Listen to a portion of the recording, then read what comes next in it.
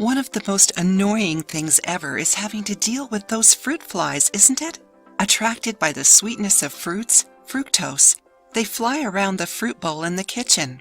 Since we don't want you to tire your hands waving these insects away, we have listed some tips on how to avoid these flies and also a recipe for you to get rid of them. Avoid storing ripe fruits. To avoid these bothersome flies, don't let your fruits ripen too much in the kitchen.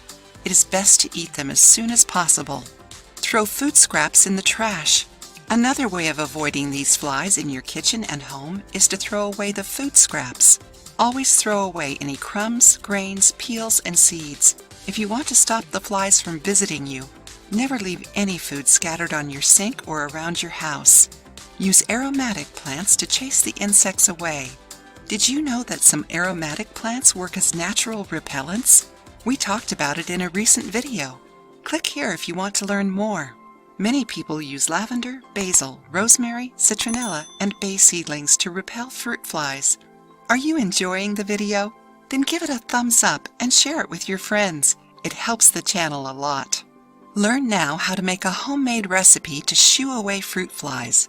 Write down the ingredients. Half a glass of apple vinegar, 2 tablespoons sugar, 2 tablespoons dish soap. Add the sugar and the dish soap to the vinegar and mix until foam starts to form. Put the mixture close to where the fruit flies usually appear and leave the mixture there until they are attracted to it. This recipe is really good and will surely help you get rid of all the fruit flies around your home. Repeat it whenever necessary, and don't forget to keep up your usual cleaning routine. Take out the trash, don't let dirty dishes build up in the sink.